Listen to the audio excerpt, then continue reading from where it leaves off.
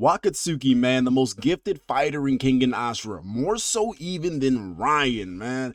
And it's because of this, though, that Waka is arguably one of the most ridiculed fighters in Kengan Ashura. But one thing that we can never take away from him is that when he does fight, he always freaking delivers, bro. Like, he doesn't have all 300 plus of these wins for no reason. He's just not out here beating up fodder like Lolong. So before you say, oh, but Lolong actually has more wins, bro, purgatory rules, and we don't know exactly who Lolong was fighting to get all those wins, so I don't want to hear it. What I do want to hear, though, is the track record that Waka has, okay? He is not just out here beating up fodder characters. He has fought strong fighters. He has fought fighters who are actually worth a grain of salt. So here's one thing I'll put into perspective when it comes to Wakatsuki. Once you're in the ring with him, pray for salvation, because a blast core is going to be your only sense of hospitality.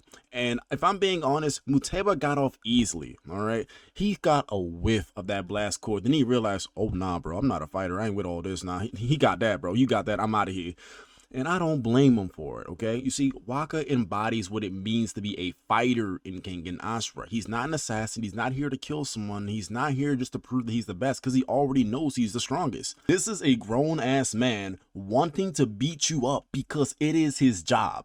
I remember my old man told me that there are one thing that you never want to do, and that is get in between a man and a job that he's supposed to do. Or rather, you never want to get in between a man and what he has to do in order to provide for his family. Waka may not have a family, but if Sakura is Sakura, and then you know what's going to happen. What is going on, y'all seeing here? And today we're going to...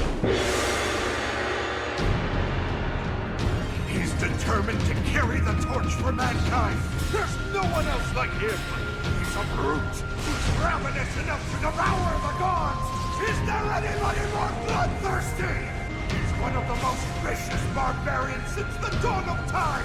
He's the champion of China, the flying general, Blue Moon. Now let's go ahead and talk about his character design. So when Waka was written, Sanjo already had it in his mind that he was going to make a tournament style setting for the manga. And so he wanted Waka to be somebody who can go toe-to-toe against Kano, which is really weird considering that, well, Waka got absolutely washed when they fought each other. But this will then later on prove to be the turning point for Waka's career when it comes to fighting, but we'll get more into that later. Now, looking at his fit, as you all know, the older design of Waka is the superior design of Waka, where he looks like a drug dealer who's a lot more slender, almost like Shaggy if he tried to be buff. But that goatee is absolutely monstrous, and the fact that they originally did plan for him to have a longer one looks even more horrendous. I love it. But the newer design, I like it too. Then you have the fact that he's modeled after the king of strongmen, as Sanjo puts it, Wakatsuki Takeshi, who, by the way, is absolutely badass the more that I do some research on him. Okay, so most of the training that Takeshi was doing was some body-weighted exercises that he picked up when he was 17 years old, where he found this book by Eugene Sando. And after that, a lot of his training incorporated uses of dips, push-ups, pistol squats, banded extensions, floor press out of all exercises, a wrestler's bridge, which, by the way, his bridge could carry about 5 adult men, and if you're caught up to Kengan Omega, you know that's synonymous to Justin's ability to hold a bridge with all those wrestlers on top of him.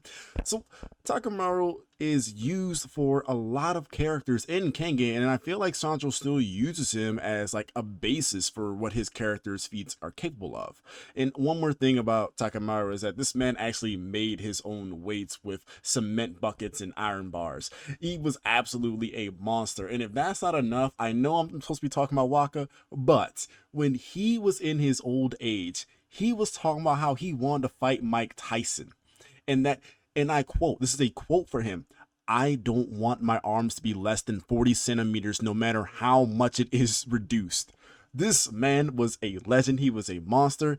May he rest in peace at the young age of 88. Now, on to Waka's backstory. So when Waka was born, he hailed from a very wealthy family, and he weighed 4 times the amount of a regular newborn. So you can imagine the amount of relief his mom had when she literally was able to remove a freaking boulder from her body. That's on par with the nonsense Porcus de Rouge pulled off in One Piece. Now, as a, just because he had that Superman syndrome. And a side note, what video game system is this, bro? It looks like he's playing on a Super Nintendo, but if you zoom in on a controller, this man is rocking a PlayStation 2.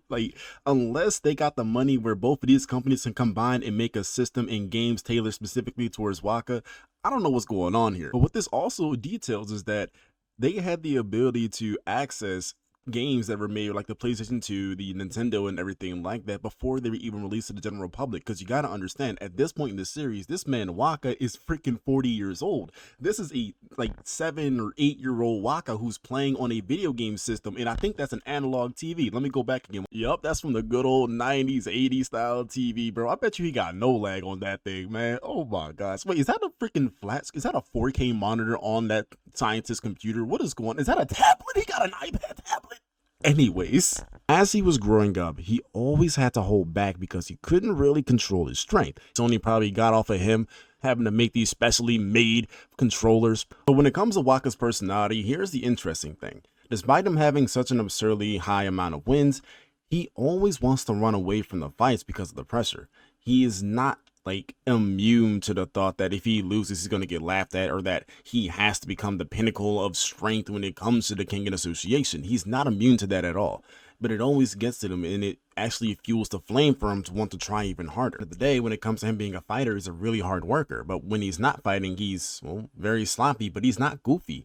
In fact, the weird thing about Waka is that he is a straightforward person while fighting and while not fighting, unlike his, two best friends, Sakabayashi, the GOAT, and Sakura. And of course, a lot of the goofiness from Waka, I think, got rubbed off on Furumi.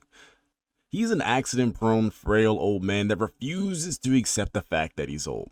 Now, he was watching over Waka ever since he was a kid, and he took the brunt of the freaking pain while Waka was learning how to control his strength. Now, when I tell you that the moment that he told Waka, hit me with all you got, he nearly died. And then after he recovered, they tried to play catch, and this man Waka rearranged his face with the ball. Then you think that from would learn enough, he would realize that, okay, then I ain't cut out for watching over this guy. I'm gonna just do what I can from a very safe distance. No, even when he tried that, he sprained his ankle while bowling, and then Waka had to carry him, which really isn't Waka's fault, but it was a big hit to Furumi's ego having to be carried by a kid. And by the way, all this is happening before Waka even turned 10. At the end of the day, though, Furumi was one of the few people who didn't treat Waka like a lab experiment. Instead, he treated Waka like a kid.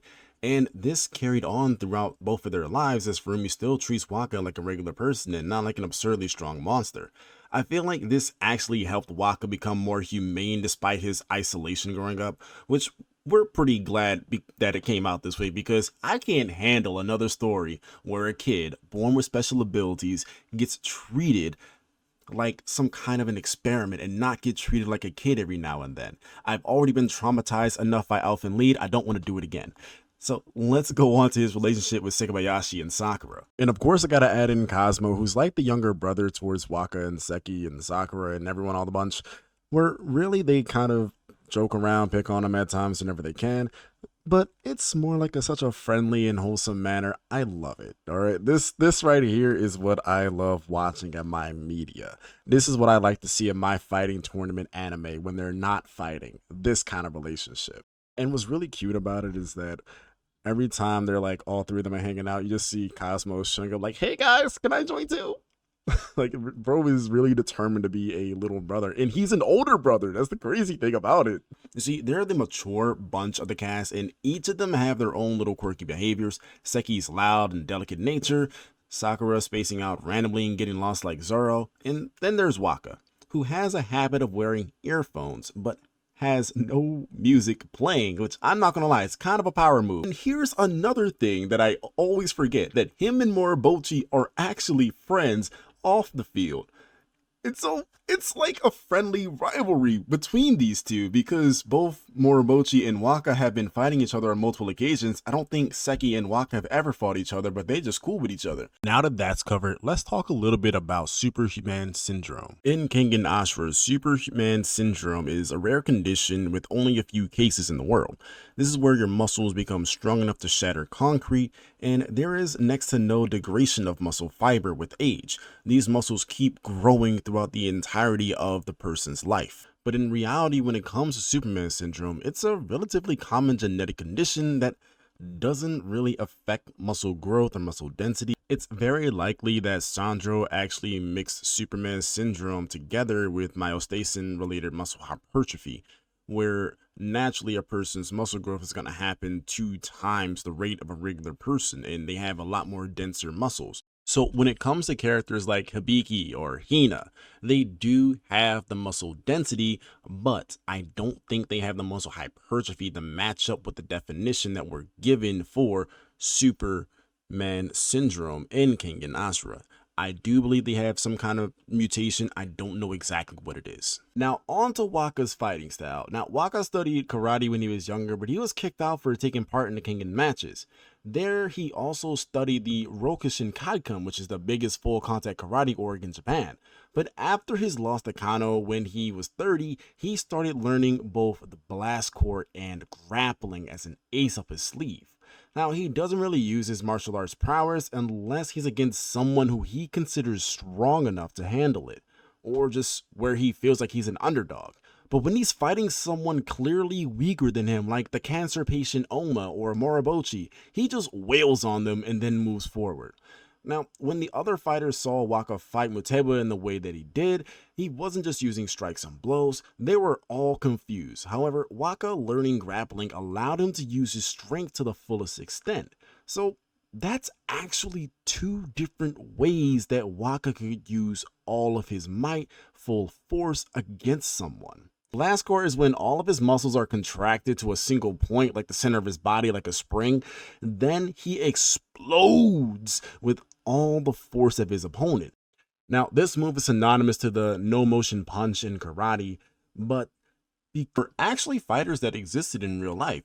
Before his match with Ohma, Sakabayashi was mentioning how Waka was going up against 5 fighters, and out of these 5 fighters, 3 of them are believed to be real-life martial artists. From the bottom right of this picture, we got Rickson Gracie, and the person in the middle in the top row kind of represents Georgia St. Pierre, and the top right one represents Oyama Matsutatsu.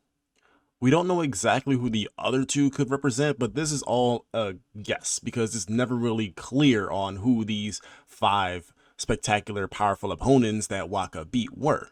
But of course, this is Waka we're talking about here, so you know we're only going to ridicule him about how the fact he lost against Sen and Kano. The reason they lost to Sen is because he is unable to handle people who have a soft style of fighting. Then the reason that he lost to Kano is, well, because Kano was better, but Kano is also able to develop techniques on the fly that are designed to beat his opponent. And in Waka's case, that's where he got hurt in the ankle. He literally gained an Achilles heel by fighting Kano. So I'm gonna tell you right now, Waka's fight with Morobuchi was originally supposed to be against some karate practitioner named Kozo Yoshioka, but that character was absolutely scrapped for the Gozo Morobuchi. Now, his match with Morobuchi actually lasted a lot longer than the anime give credit for. Now, before the match, Morobuchi was exuding aura at Waka, bro. Like, he was actually having Waka tremble in fear before the match even started. So much fear that Waka knew he had to go all out from jump. But why? It's against Gozo Morobuchi. You mean Gozo Morobuchi? Because deep down, Waka knew that in a battle of stamina, Morobuchi had his ass. So Morobuchi is not one to be messed with, okay? Don't sleep on him. Don't just because he got knocked out in the anime does not mean that he is not strong at all. But once the fight started, the anime made it look like Morobuchi really just got one shot, but in reality, it was actually a squabble between the 2. After the first punch, he got Waka into an arm lock, then Waka slammed him down with his superhuman strength. But this didn't stop Morobuchi though. After having gone down from his previous battles with Waka, he developed a way to withstand his initial attack. He gave Waka a few blows, then went for a flying knee, which connected, and Waka ate that shit, then fired back with a punch at full power. Now, just because Morobuchi lost, though, from that full power punch, it doesn't mean that he was weak. Waka even said so himself, that he didn't win because Morobuchi is weak. Waka won because he's strong. The match with Muteba, although it was short, it was something that we needed in the series. Although, you know, the concept of forfeiting is something that we never really want to see happen in the show. But when Waka came back, this man was already in very beat up shape. Julius was putting in that work on him. And then when he had to go against Muteba, somebody who was literally out to kill people left and right and not care, Waka proved that he is a fighter and that he will fight with all of his heart. Muteba was not ready for that. He was not ready for that level of smoke. He thought it was all going to be nice and easy. That is 52 times the amount of muscle he normally has to put in for a heart jab. When their match started, this man Waka hit the ground pound. He was watching too much Mario Brothers, bro. This man hit the ground so hard it cracked the stadium.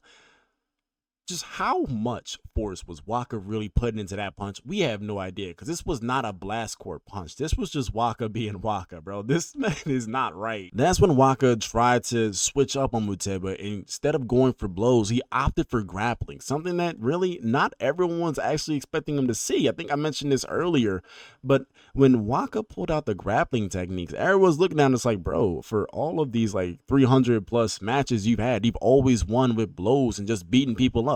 And now you're out here trying to grapple. Like, who are you? Who are you, faker? Even Muteba was looking down and was like, bro, who the heck do you think you are? You are not a grappler, son. I can get out of this easily. And he did. And so after breaking out of it, that's when Waka said, damn, you right. Let me go back to my karate. That's when things started taking a turn for Waka, because although he knocked out Muteba's sense of smell, which was arguably the only way he could see, at least that's what we thought. So after Waka noticed that Muteba was actually able to see, he let him get in a near fatal attack on his neck. Now he actually understands that, okay, Muteba can see, now I gotta beat his ass properly. That's when Waka got in close enough to land a blast core. He didn't land it fully. Muteba did manage to dodge it to a bit by using his arm in order to stop the process of him getting crushed. But that blast core shook Muteba to his core, and it made him realize, yeah, this shit ain't for me, bro. This ain't for me, cuz I'm done with that. Now, mind you, the fact that this man Muteba surrendered was unprecedented. No one in the entire Annihilation tournament actually surrendered, except for Sawada, but that was an unfortunate reason. But even Waka, when he was looking at it, was like, bro, what the fuck are you doing, man? What's going on here? Then he was relieved for the fact that he doesn't have to keep fighting and that he can conserve his strength in order to go against Kano.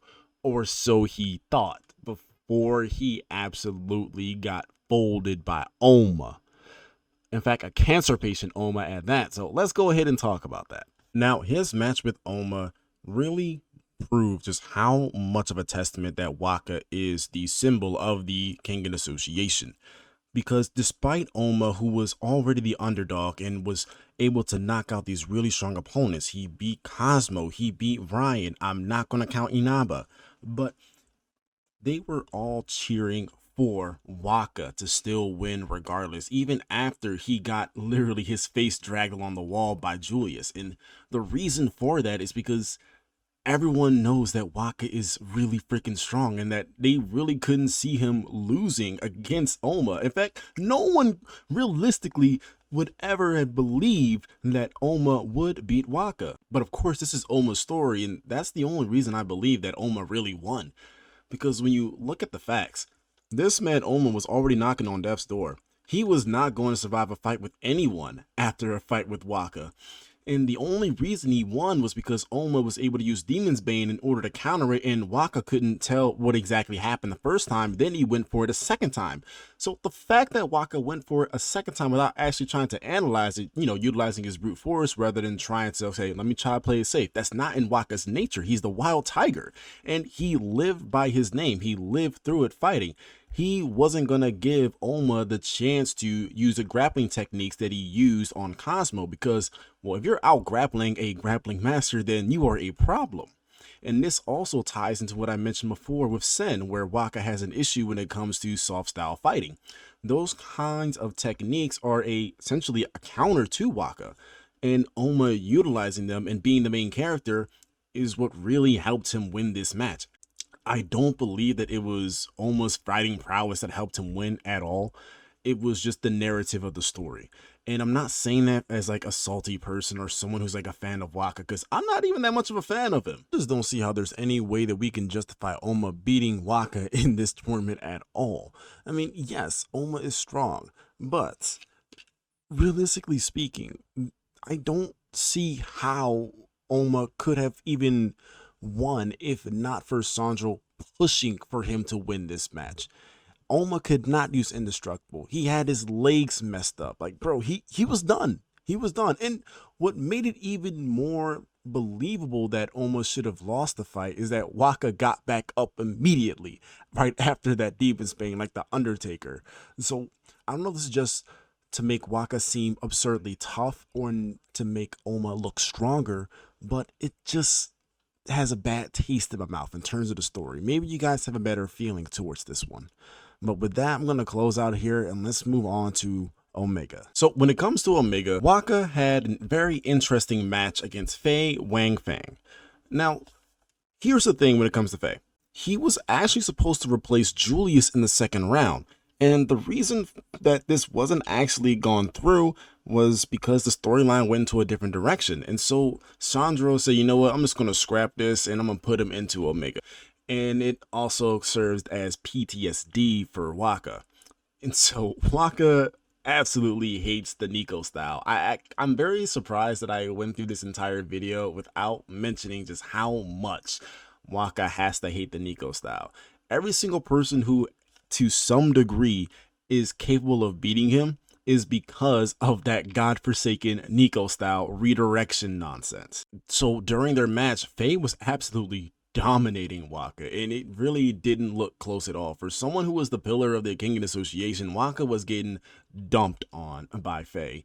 And when he went into Divine Demon, it became even more of a one-sided battle. Or he was just toying with Waka. He was just redirecting the damage so that he didn't take anything from the hits. He was cracking jokes. He said, oh, nah, that did hurt me. It bit my tongue, man. Did you see that pain hit me right there? Basically, Faye was a professional shit talker through and through. The entirety of Purgatory were just professional shit talkers through and through. It just so happens that Faye could back up the shit talk to what she was doing. But even more so when he was in Divine Demon, because this man was throwing out his own blood at Waka like it was a bullet. Like, this man pulled a whole Horty Jones tactic. I gotta give him credit for that one. But what makes Waka Waka is that he is the toughest fighter in Kengan Ashura. He took every single hit that was thrown at him and he bit into it like an apple. He ate that shit. Then got back up, hit Faye with a blast core. Now, Faye didn't actually get fully hit with the blast core, of course. He dodged it. But still, that little whiff in the dodge from the blast core, that was enough to make Faye realize that, oh shit, if he actually lands that on me, I'm actually cooked. That's when they had that one last standoff. And unfortunately, Waka missed the blast core once again, and Faye connected his attack. Now, here's another thing about this. Because Faye was pulling out the Divine Demon, his body was not actually able to handle it. And so Faye died after landing this attack, and Waka unfortunately was knocked out, so he couldn't get back up. This resulted in a tie. This inadvertently meant that Waka did get stronger because the earlier Waka wouldn't be able to handle the Niko style to any kind of capacity. But this later version of Waka is able to tie with someone who created his own version of the Niko style. So we got to give him a little bit of credit on this one, but realistically, this is still Waka. We got to always expect more from him, as unfortunate as that is. For to cultivate his mind and body in order to become the strongest. Just because all this talent was given to him doesn't mean that he didn't work for it. And just because this talent was also given to him doesn't mean that he's always going to win. It's like Shaquille O'Neal in the early 2000s. Just because he's a big body doesn't mean that he's always going to be able to dunk on people. He just has the ability to always dunk on people, but it doesn't mean it's always going to be successful. I want to see him. See him? Who's that? I recently heard that an old acquaintance of mine has been participating in the Kengan matches. You see, it seems as though he's misunderstood a great many things. I have so much I want to discuss with him, so I thought that after all this time I'd like to see him.